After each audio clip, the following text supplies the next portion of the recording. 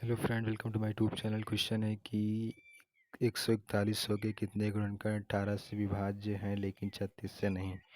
तो इसको हमने आपको पिछली वीडियो में भी बताया था आपको कि भाजकों की संख्या निकालना हो या भाजकों का योगफल निकालना हो या भाजकों का गुणनफल निकालना हो।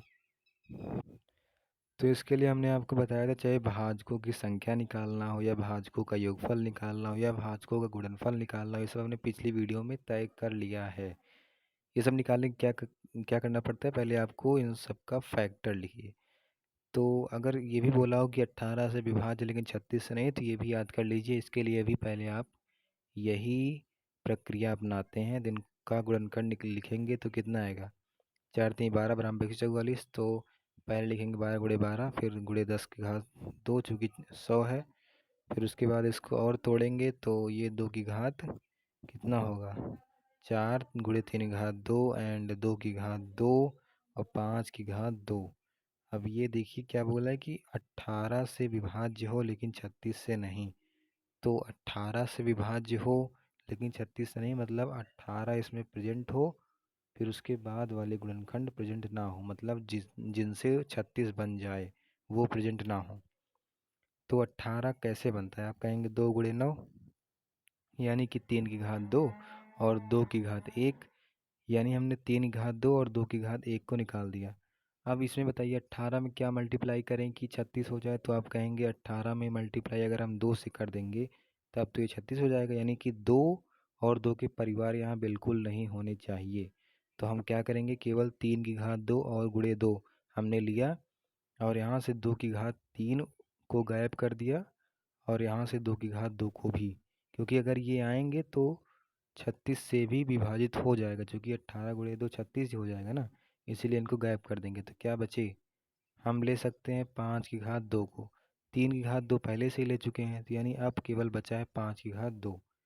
तो देखिए बहुत लोग क्या करेंगे, अब कहेंगे 3 की घात 2 है तो घात जोड़ेंगे, 2 1 3 करेंगे, फिर 2 की घात 1 है तो 1 1 2 कर देंगे, फिर 5 की घात 2 है तो 3 कर देंगे। इनको मल्टीप्लाई करके बताएंगे, आंसर आ जाएगा 3 3 × 2 = 18, तो जो कि बिल्कुल गलत है। क्यों गलत है, चूँकि घात आपको केवल जो बचा है उसका लेना है, ना कि इनका लेना है। इनका आपको घात नहीं लेना है। क्यों नहीं लेना है, चूँकि बोला है कि 18 से विभाज्य हो, इसे आपको 18 से विभाज्य करना है। तो मान लीजिए तो 3 3 × 2 = 18, ये तो हो ही गया।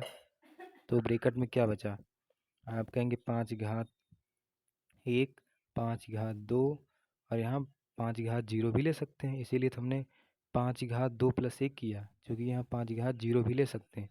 तो अगर इसको आप 18 से भाग करेंगे तो देखिए भाग नहीं हो गया। अरे जब आप भाग करते हैं 9 गुणे, मान लीजिए ब्रैकेट में हम लिख दिया, ब्रैकेट में 3 3 लिख दिया, तो आपको भाग करना है किससे, 9 से। तो ये 9 से 9 नहीं कटेगा, आपको इससे थोड़ी मतलब, ये मल्टीप्लाई में ही तो है। तो मल्टीप्लाई में ही तो है, तो 5 की घात 0 से हमें क्या मतलब, ये तो इससे कट ही गया ना। कटने का मतलब क्या है, जो ओवरऑल कॉमन आ जाए और फिर उसको हम अगर भाग दे रहे हैं मतलब कट गया। तो इसलिए 5 की घात 0 भी लिख सकते हैं। तो हम कहेंगे कि इसका ओवरऑल आंसर क्या आएगा, 2 + 1 यानी 3। 3 विल बी द आंसर। कितने गुणनखंड है जो 18 से विभाज्य यानी कि 36 से नहीं, तो आप कहेंगे 3। और ये आपको एग्जाम्पल हमेशा याद रखना भी होगा। दूसरा क्वेश्चन क्या है देखिए, दूसरा क्वेश्चन है कि घनाभ के 3 आसन्न फलकों का क्षेत्रफल दिया गया। 3 आसन्न मतलब जो तीनों आपस में जुड़े हों, जैसे एक ये हो गया जो हम कह सकते हैं ऊर्ध्वाधर होता है, और एक जो लेटा हुआ होता है दीवार, और एक दीवार इस तरफ, जो कि आप कह सकते हैं अगर इसमें आपने लंबाई और ऊंचाई ली है तो इसमें चौड़ाई और ऊंचाई ली जाती है, और ये तो लंबाई चौड़ाई है नीचे वाला। तो ये 3 आसन्न भुजाएं हैं।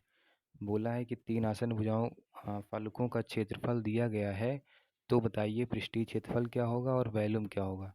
तो पृष्ठीय क्षेत्रफल तो बहुत लोग निकाल लेते हैं लेकिन वैल्यूम नहीं निकाल पाते हैं।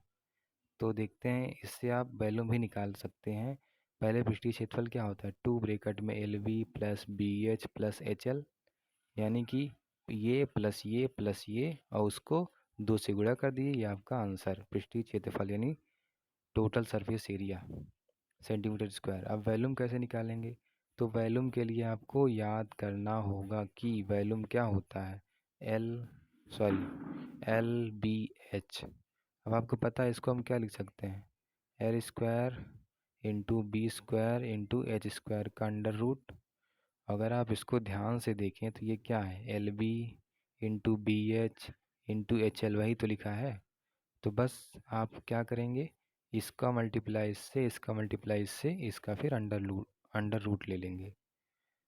अंडर रूट लेने से वैल्यू आपका निकल जाएगा। तो बहुत लोगों को ये नहीं पता होता कि जब फलकों का 3 आसन्न फलकों का क्षेत्रफल दिया गया है तो वैल्यूम कैसे निकालें।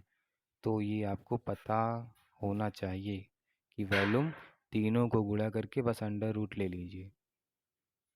क्योंकि सभी जो जो फलक होते हैं उसमें L B B H H L आया रहता है, तो उनको जब आप मल्टीप्लाई करेंगे तो आ जाएगा L square B square H square, और जब उनका अंडर रूट लेंगे फिर से एल बी एच आ जाएगा। तो वही तो हमें चाहिए, L B H is the volume of the, we can say that, of cuboid.